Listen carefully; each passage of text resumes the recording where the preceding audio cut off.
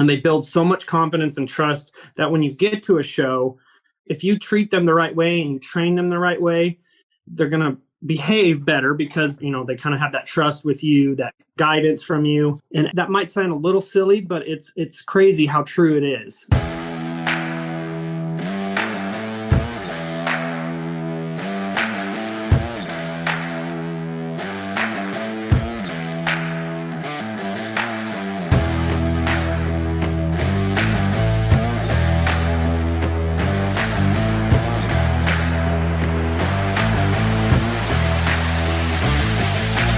Bring them in on the rail at a jog, please. On the rail at a jog.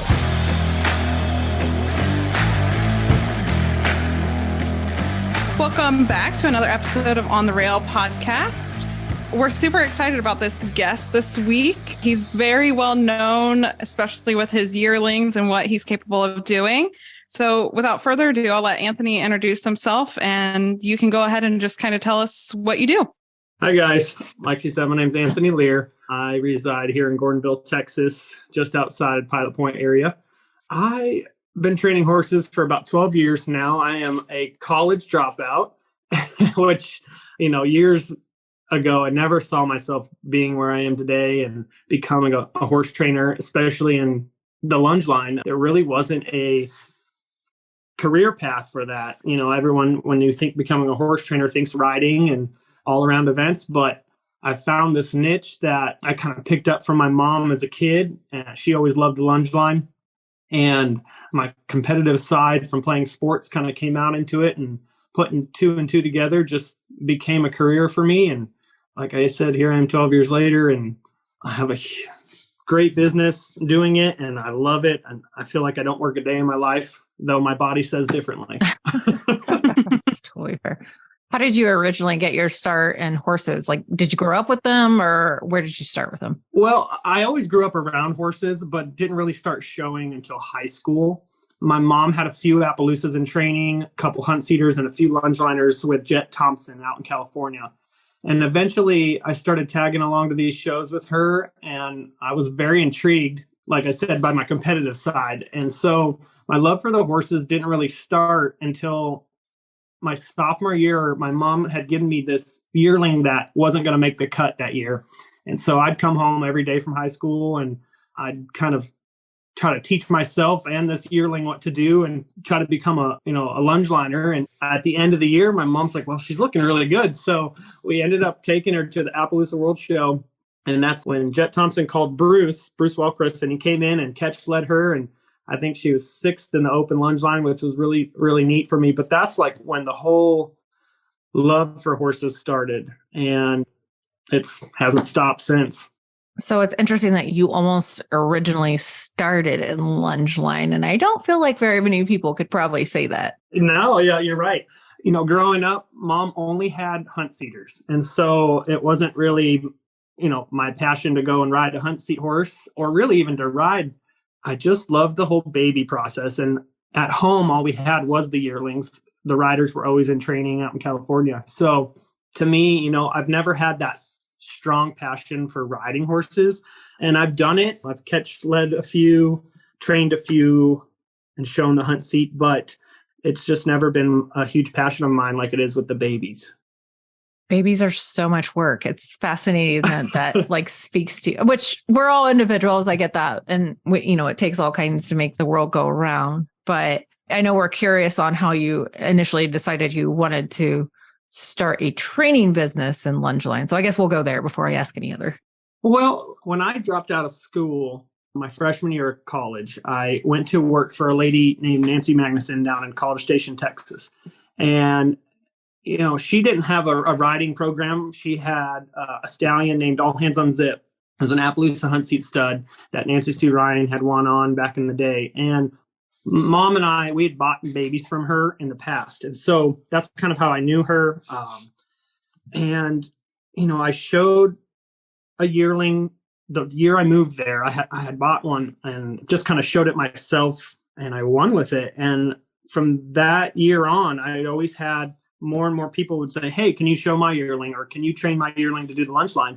And I think, the industry never really had a lunge line trainer besides, Kathy Kennedy was really well known in that event. But besides her, it just wasn't really it wasn't a niche for anybody. And so I kind of, had some success early on. I had some great horses to work with and kind of just took that to my advantage. And each year it just grew and grew and grew. In what year did you actually launch your business officially, like as a professional? Well, it was in 2010, I think. 2010, I dropped out of college in 2009, 2010, and I did Appaloosas strictly until 2017. For 7 years, I had only done the Appaloosa breeds. We did some hunt seat horses, some all-around horses, and then I did the yearling events. And so fast forward to 2017 was the year that I had a stud named the Best Bet Yet. He was the son of Two Sleepy to Zip. And we went on to win the NSBA against all the quarter horses. And then we took him to Congress. And it was our very first, me and Kevin, who was the owner and breeder at the time, had never been to Congress. I had never been to Congress. And I'll never forget, Sarah Simons walked up to me at NSBA and she's like, "Are you going to take him to Congress?" And I was like, "What? He's in Appaloosa. I didn't know they could go." But that was the year they had opened it up. And so that win was life-changing for me. It was career-changing for me. I had just split up with my ex at the time, and our business was, a few riders and a few yearlings and Appaloosas. And so to make a career out of just one breed in the lunge line was nearly impossible. And that win just sealed it for me and led me where I am today. Prior to that, you had done all Appaloosas, because now you do paints, Appaloosas, quarters, all of it. Yeah. Right? Yeah, I do it all. I've done, even the last couple of years, I started, a couple people want to do the buckskin world and the palomino world. And so I definitely do all the breeds now, but, my heart is always with the apps. That's where I grew up. And, even this year, I had a machine-made Appaloosa stud that it was so fun to take him to these horse shows like Premier Sires and NSBA and Congress, because he's this loud-colored Appaloosa, and it just grabs everyone's attention. So I love that underdog story. It's just a neat, little side thing to do when you go to the horse shows.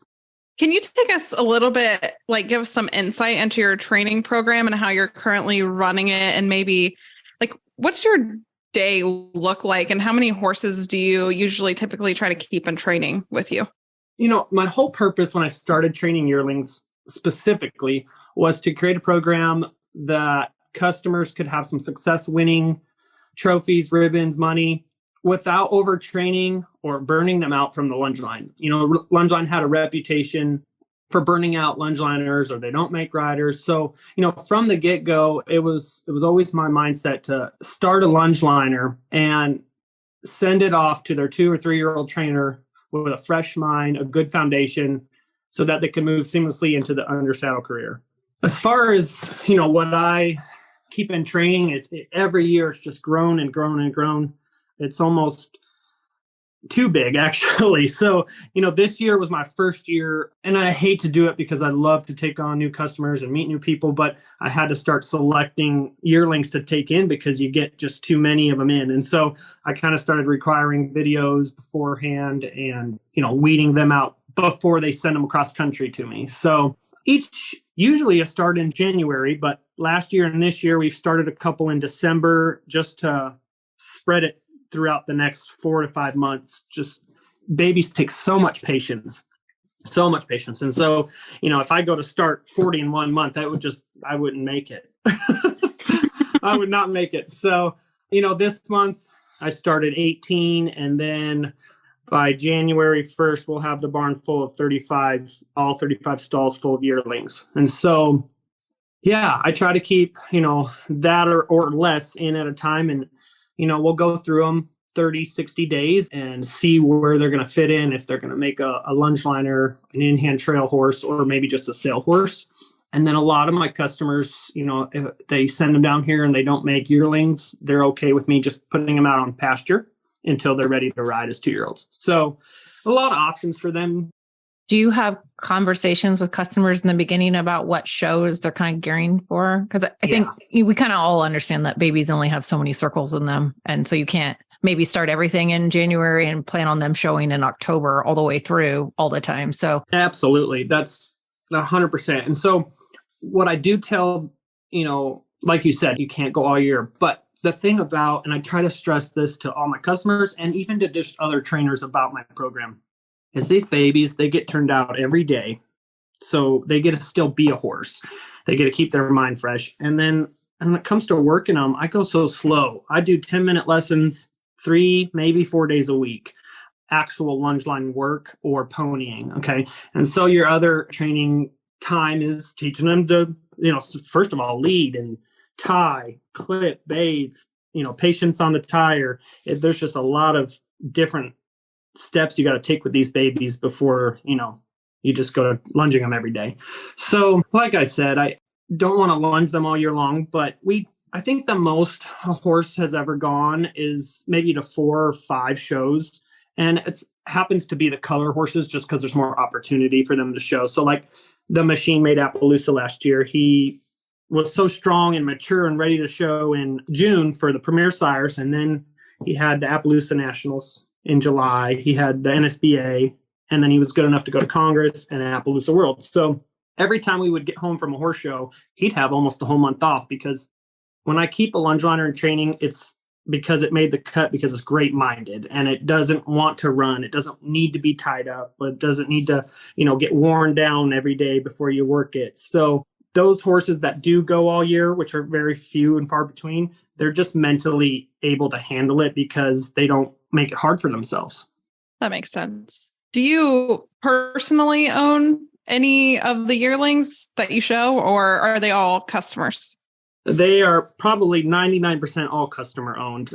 Once in a while, I'll have one that I try to keep because I've always wanted to own and raise a stallion prospect. And so I've been trying to do that. I've had a great hunt seat stallion that I had and won with as a yearling. And the problem with the ones that I keep is they're always, the quality that everybody wants to buy. And so then I end up selling them. Mm-hmm. And then they go on. And so then this year I had a horse named Chasing Trophies. It was a no doubt lazy stud. Absolutely loved him. But he got bought up at the Premier Sires. And so very rarely do I have one of my own. And then, I breed. I think I have 22 brood mares now. But most of the time they're sold before they even become yearlings. So I don't have any. I think when it comes to your training program, again, like a lot of with the babies is just teaching them the basics of life stuff. So, how much time do you spend? Do you haul your yearlings to shows before they show, or are they just, you pretty much expose them to everything at home so they're pretty ready to go once they go to shows? Or, so much of it is just the basics on life stuff. And that's a lot of work in itself. It really is. Absolutely. We have a show in May that's kind of close to the house too, actually, that are back-to-back weekends every year in May. And before we go to like a big championship show or the Premier Sires in Kentucky, we'll try to take them to a weekend show just to get out, experience life. But to me, just hands-on every day or every other day with them, building that trust. That's one thing over all these years of dealing with babies is a yearling really relies on that person that works with them every day.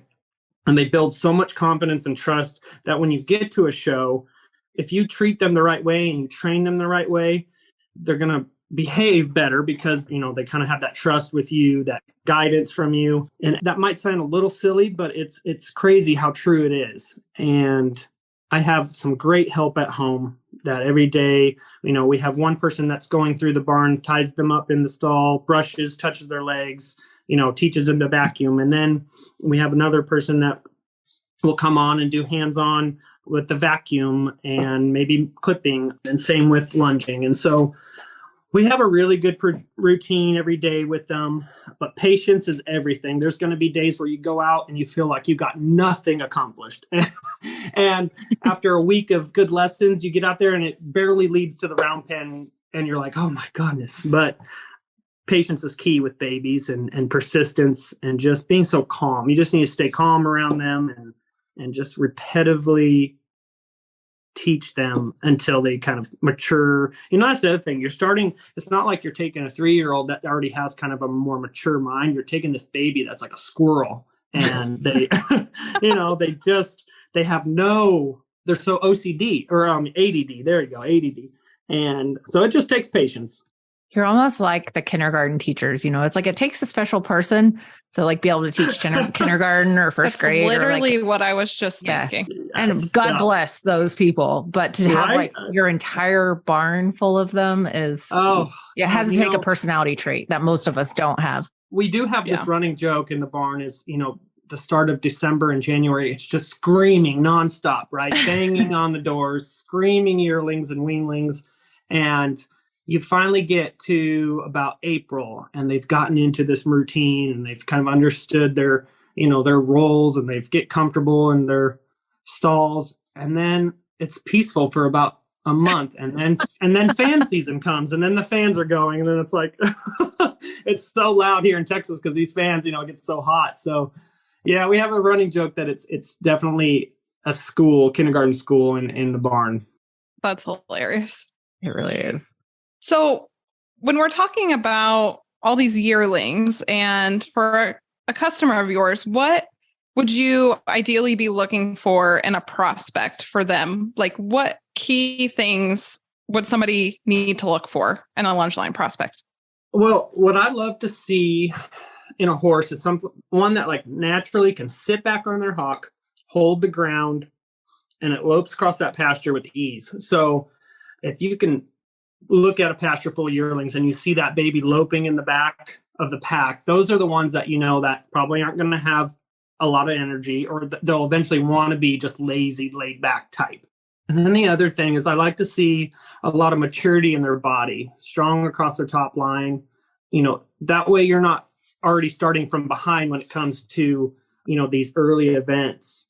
We're not necessarily pushing them to show the early stuff, but if their body is mature and they're naturally strong, then it makes it so much easier on you, your program, and the horse itself. And then another little thing I always like to look for is when those babies are out there playing in a pasture, or you're looking at a video of a sale weanling, you see one that like circles around and lopes right off from a standstill or even from a walk. That just shows a lot of strength and cadence when it comes to a baby.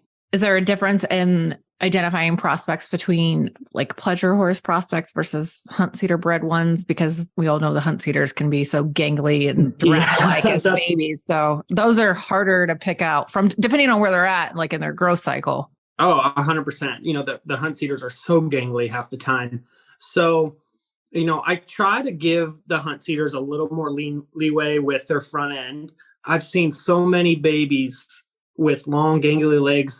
Their front ends are just flopping around, right? And then they've, had to come in training, right? Like they weren't something we were going to buy. It was maybe a customer that sent it to me. So the stronger it got, more months you put into it, the better it got up front, kind of figured out how to use those legs. So, the yearling hunt seaters definitely get a little more leeway, but I still like to see one hold the ground. That's like one of my biggest pet peeves is one that's quick off the ground. I don't like to see that. And then the other thing, people will kind of send me a video and they're like, oh, it's high headed, or, it doesn't have a great top line. I don't necessarily have to see one carry its head and neck straight out. When I go to show my lunge liners, I don't ever tie them down. I don't care about their top lines being perfectly level. Like I want them up in their shoulders and their top lines up, because it kind of shows that more natural carriage. And then when they go on to their riding career, they're not shut down. They're not already tied down without, having any kind of lift or guidance underneath their belly when you go ride them. So like I said, top line with their head and neck, it doesn't have to be level or just straight out. I'm okay with them being up, kind of picking up their shoulders that way. Are there certain lines, mare or stallion lines, that you have learned over the years that produce good lunge liners typically? Or some that don't make good lunge liners if they're late maturing? There definitely is. I mean, absolutely. But you can almost say that about any kind of discipline, right? There's definitely studs that make better pleasure horses, better trail horses. But, it's hard to say because like I haven't had many machine maids make a lunge liner before until this year. I had one and we went out and won tons of titles with it. So it just depends on the horse. I think, if it's going to make a lunge liner, it's going to make one, whoever it's by. But that kind of gets me into what I wanted to talk about with like the lunge line myth about, do lunge liners make riders, or, lunge liners don't make riders. Mm-hmm. And that's the biggest myth I hate hearing about lunge liners, because the only reason that myth even exists to me is because we don't see all the yearlings that didn't lunge line and that didn't go on to they didn't make riders. So, just doing some like typical general math, I bet 10% of registered yearlings show the lunge line each year. And then 90%, they're sitting out there in the pasture that we don't know about because they didn't hit the show pen, right? And so where are all those 90% of those 2 and 3 year olds, that didn't make it? So to me, it's hard to say that, lunge liners don't make riders, because there's been plenty of them that went on to win the Congress and NSBA. But there's just tons of, yearlings out there that never got touched till there were 2 or 3 that didn't make it either. If I'm not mistaken, wasn't a certain Vino a lunge liner? Oh, yeah. Certain Vino, Pretty Assets. I mean, those 2 were some of the greatest ones to ever show. And so, and they all won the lunge line. Yeah. Have you developed relationships with trainers over the years? I mean, I know selling these yearlings is probably a big part of your business for your customers and you too. So do you think you have better relationships with trainers when it comes to selling lunge liners into their program now? Like they're a little more receptive to it, whereas a few years back, maybe it was more frowned upon? Or where are you at there? 100%. I think, like I said, from the beginning, I wanted to just prove to the industry that you can show a lunge liner and not burn it out. You can take one down the road and not cripple its legs.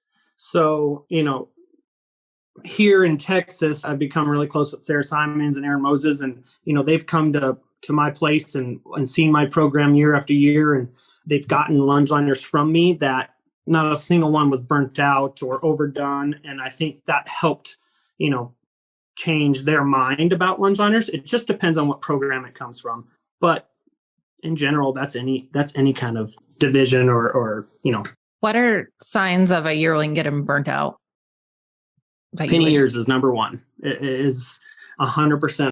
And not to brag on my program, but I don't know if I could go back and count over the last 12 years on one hand a number of times that horses out of my program have pinned their ears. And that's just from not overdoing it. It's just not from making them robots and being so perfect on that lunge line. They don't need to be perfect on that lunge line. If they want to jog 5-10 strides, a nice quiet jog, and they get a little quick or bigger strided, it's not the end of the world. They don't need to be so shut down and so tired that they can't physically, just be a horse. I'm okay with little bobbles here and there. I'm okay if they, accidentally take a wrong lead. Yeah, we don't want to do that, but I just don't see the benefit in doing that and making them so robotic. So I know in previous podcasts, we've touched on the horse market as a whole. What are your feelings on the yearling market, or specifically looking for lunge line prospects? Have you noticed any, downward turn, or is it still going well, better than you expected even? Or so this is a tough question, because for me, the market has been very strong. It's gotten crazy, crazy strong. But I don't know if that's because of, building 12 years of relationships with trainers and clients and customers to know that I've got great stock that, isn't overdone. But I was doing a list of yearlings this year. I just sold my very last one, and I had over $515,000 in just sales from yearlings this year. And we sold every single one that we put up for sale. So to me, the market's strong. I mean, I think it's been amazing.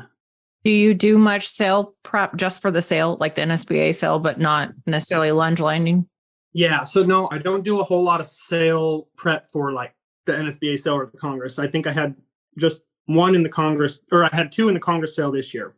But I just like to post them for sale off of my website or Facebook, just because, that way when somebody goes to buy that horse, they can vet it. They can get exactly what they want, know what they're getting. And to me, it saves that customer money. There's no sale entry. There's no expense taking it to the shows. So we put a few months into it, get it fit up. And, not every yearling is going to make a lunge liner. Not every yearling is going to make a rider. But the ones that don't make lunge liners, or maybe aren't just mature enough quite yet, we'll put up for sale and see if we can get them on the road to their riding career. I will say, from an outsider's perspective, I think you do an excellent job of marketing your yearlings on Facebook. There's always like great pictures, great videos and everything. So Thank you. You deserve some credit for that. Absolutely. I think that makes a world of difference is learning how to take the right picture and, posting the right kind of video. But yeah, I think, like I said, it's having that experience kind of helps my career because, it's all in-house. I don't have to go hire a photographer. I don't have to send it out to, make the customer pay for a videographer. So it's kind of all just built into all in one here. And I think that helps a lot. Have you seen much change in the way Lungeline is judged over the last 10-ish years since you've been kind of heavily involved in it? Is there different trends now than when you first started doing it?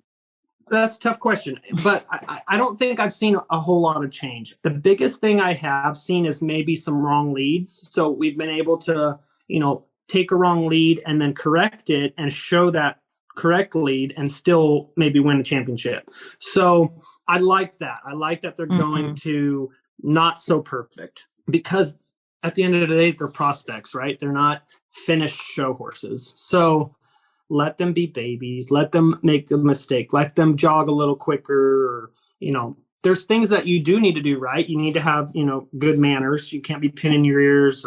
You've got to try to at least have a good use of circles. So stay out on that line. Don't be cutting in. Don't be pulling hard on the line. Those are just things that, in general, a horse needs to have manners about. But as far as the change over the 10 years, I wouldn't say it's just been drastic, but the growth has been unbelievable. I mean, the NSBA lunge line has grown every single year in almost every lunge line class. So I think this year, out of the 8 lunge line classes, 7 of them were up in entries from the previous year. And they do at least split it now pretty much everywhere between hunt seaters and Western, which is nice to see. Yeah, splitting is a big deal. It's just, and I think, it was good for the industry because, it was tough to take a hunt seater in there against the Western horses. I mean, we don't compete 2-year-old hunt seat against 2-year-old Western horses. So it just made sense. It was the right thing to do. And ever since then, the hunt seat classes for the lunge line grow every year now. I know AQHA is the only major organization that doesn't actually have lunge line as an improved class. I assume you would like to see that changed, or where do you stand on that? Absolutely. 100%. So last year I did write in a rule change proposal to add lunge line to AQHA, and it got shot down pretty quickly because I hadn't gotten my point across of why it's beneficial, or maybe my opinion on why it would be good for the industry. But we're resending it in this year and hopefully going to get it passed. It does look pretty promising, but everyone has their opinions on every single class out there. Halter, the lunge liners, the jumping horses. It's just hard to get everyone on the same page. But at the end of the day, it takes all of us to make a successful horse show and a growing horse show. And so to turn down a huge class, I mean, just the amount of yearlings that show up at the Congress, there's 50 plus stalls just from that.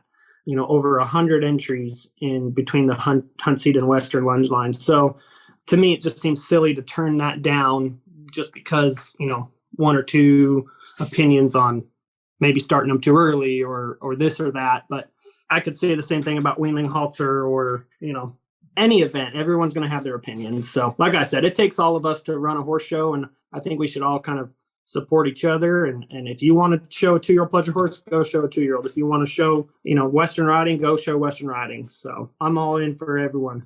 I know from just your Facebook page alone, you seem to have a very busy show schedule. How often are you on the road for horse shows? And then on top of that, do you have like your favorite show? Like what is your absolute favorite show to attend with the yearlings? I'm on the road from like the end of May till the middle of November, which works out great for me because my breeding side of the business goes from January through May. And so it's nice being at home, foaling out, breeding horses, and then getting the yearlings ready for their first show. But I have to say, over the last 2 years, I've gone to Lexington, Kentucky for the Premier Sire Show, and it has been my absolute favorite show. Just something about the city, the vibe at the horse show, the outdoor scenery, the weather was usually really good there. The way that Claire runs that horse show is just like a whole different outlook. We're not running, 7 a.m. to 11 p.m. There's games involved. There's, she had a concert there last year. We had a volleyball tournament, just throwing these fun, different aspects of a horse show to make it, my favorite of the year. On the breeding side, do you feel like Premier's I don't want to say best option, but do you feel like the Premier is worth enrolling your stallion into and then getting your foals also enrolled into it? 100%. The cost of it is so affordable that it just seems, even if you're not, a lunge liner or you're not a futurity person, she's adding in all these other events as the trail sweepstakes and added money to those events. It's so affordable to nominate these babies. I think it's $250 as a baby. I mean, that in itself is such a good deal. Like I said, I love where her breeding programs or her business is going as far as nominating these babies and getting the stallions enrolled. And then obviously NSBA is amazing as well. So as a breeder, that's those two huge programs that I like to see every baby be nominated for. You've won a lot of titles by now. So does one or two or three stand out to you as the most, I don't know, I never know how to phrase this, but important, meaningful, best, whatever you want to call it? Yeah, I've gotten asked that question a few times, but hands down has to be winning the Quarter Horse Congress in 2017. I won the Open Hunter Lunge Line with the Best Bet Yet. And that was, my first time going to Congress. I had brought a colored Appaloosa stallion to show, and he was the total underdog. It just was so neat to come out of that ring on top, especially, and that whole, it just seemed like a storybook. It's just going there for the first time and then winning it. It was unreal. It just was unreal. And so not only was that trophy, so meaningful, it changed my whole life, not just my career, it changed my whole life, because I would not be where I am today because of that horse right there. That's cool. So what's left on your bucket list of lunge line career to do yet? Is there anything? Well, until this year, I had never won the Paint World Show. So I had won every fraternity or breed association until the Paint World Show this year. I finally got that done. And so that kind of was a goal of mine. But the thing I love about it most, really, and especially now that I've had the success I've had and I've got to enjoy that, but watching my customers come out with their first win, it gives me tears every time. And this year I had 3 new customers that had never won a Congress or an NSBA title. They've spent thousands and thousands of dollars with, other horses or trainers trying to just chase that trophy. That's all we are here to do, is always want that trophy. And so, watching them win that, it makes me feel so good for them, for me. And so that's really why I'm still doing this, is just for the love of it. It's obviously a great career for me and it pays my bills. And, but I think that's why I always do this, is having people come in. And the other thing, there's a lot of people out there that can't ride because of a physical ability. Right.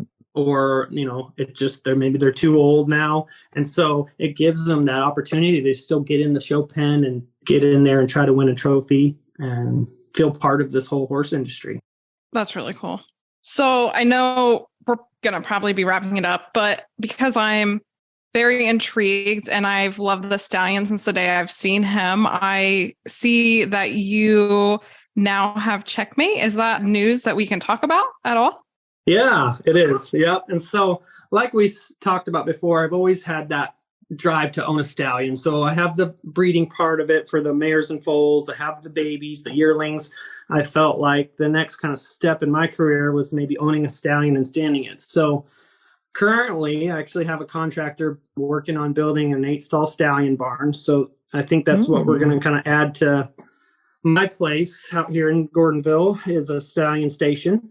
So you'll be standing outside stallions too, eventually? Yeah. Yep. Okay. Absolutely. Awesome. Absolutely. Okay. So, that's the one thing that can get a little confusing with people, is if you feel they feel like if you own a stallion, you kind of have to commit to that horse's babies and only show or raise those babies. But I just want to make it clear that won't ever be the case. Like, a good horse is a good horse. I don't care who it's by. So I will always, breed to outside stallions, and then I'll breed to mine too. I believe that, creating a pool of different genetics and prospects is the right thing to do and the most successful thing to do. So I'm excited to add him.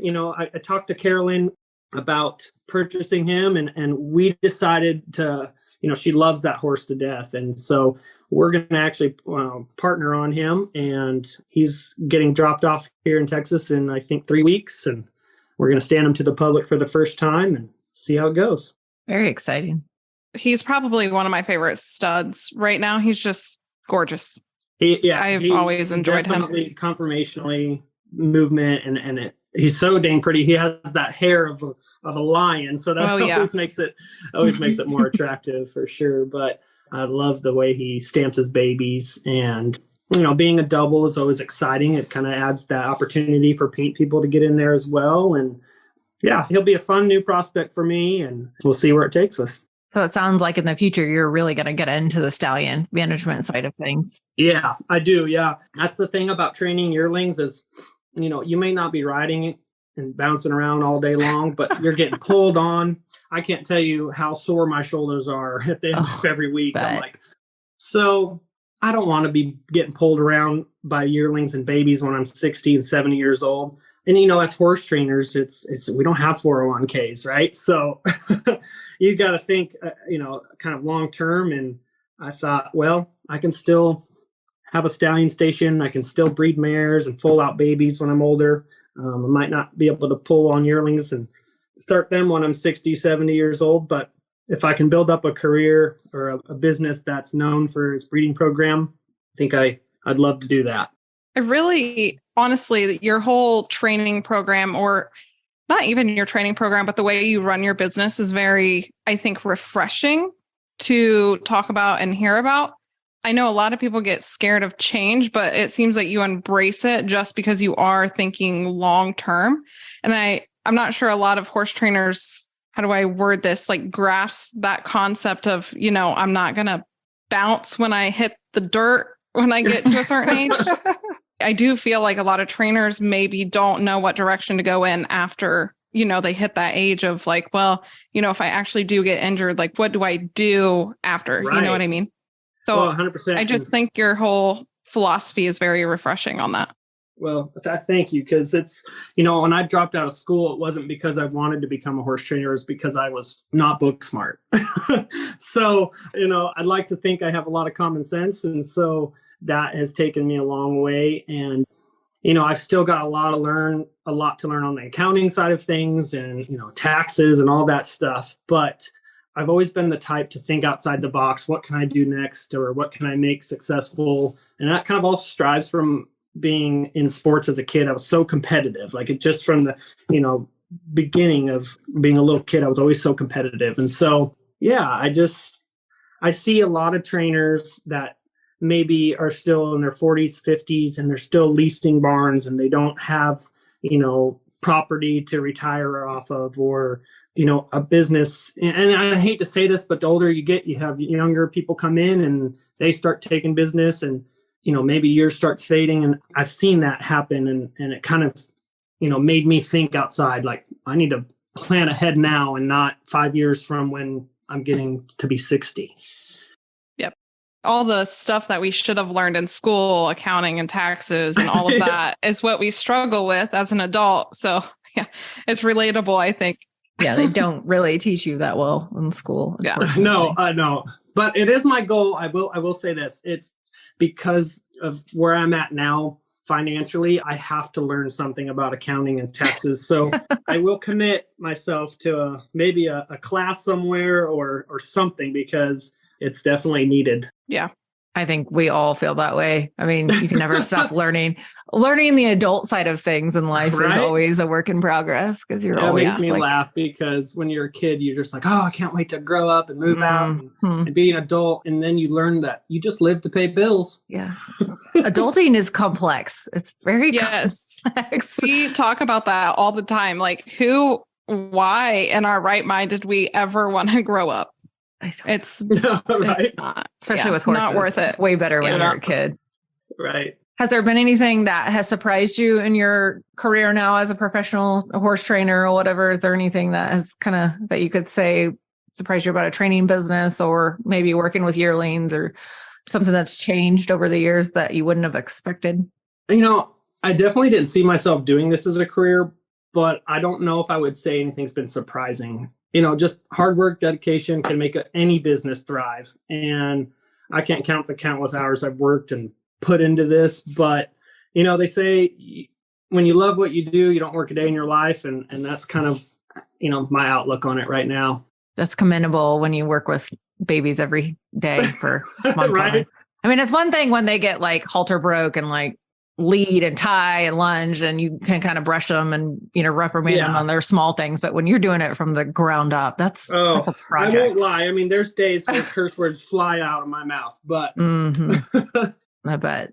My patience, I could never work with that many babies at all. Yeah. I don't know how I still have any left, but somehow I do. I think it takes a special personality trait that probably the average person doesn't have. And you must have it clearly because you enjoy it for the most part. I'm sure there are days that you don't, but as a whole, you enjoy it. So yeah, between the babies and the customers, that's that is a common thing we see with horse trainers is they're like, the horses are easy. It's the owners or the, whatever that are the tough part, which I can get that. I thankfully I have some great customers and we meet our best friends in this industry and family for life. So it makes it all worth it at the end of the day. Yeah. We've been very successful. Yeah. So congratulations on a great young-ish career still so far. And I know you have a lot to look forward to in your future. Absolutely. Yeah. I'm excited. Breeding season's around the corner. And I think over the years, that's kind of what's grown to be my favorite. It's seeing those babies come out and take their first breath like that. It just makes it all worth it at the end of the day. I love the babies. So for anyone that would be interested in, talking to you or potentially sending a horse to you, how would they get a hold of you? Do you have social media? What's the best route to take? The best route is definitely Facebook Messenger. It puts a picture to the name and it keeps track of everything. You never, lose your cell phone, lose your messages. So I love Facebook Messenger. That's the best way to kind of contact me. I do have a website and an email. Of course, there's like 10,000 unopened emails in my account. So, so I would say Messenger is definitely number one. Perfect. Well, anything else we should know, or you want to tell our listeners about you or your lunge line program, or, how to stay safe with yearlings? Right. Definitely watch your back. That's for sure. No, I just love the babies. And, if anybody wants tips, feel free to call me. I'd love to share anything I have learned over the years with you. It doesn't have to be a class that has to be done with a trainer. I think a lot of non-pros can do this themselves, work with their babies at home. I'd love to someday to do a video or a series about the lunge line and starting babies. I had a small video done with Horse and Rider magazine on demand earlier this year. So you can kind of go to their page and check that out. But yeah, that's all I got. Awesome. Well, thank you for your time today. We enjoyed the conversation and good luck this year and stay safe. All right. You guys have a good Christmas. Yes. Thank you very much. Thank you.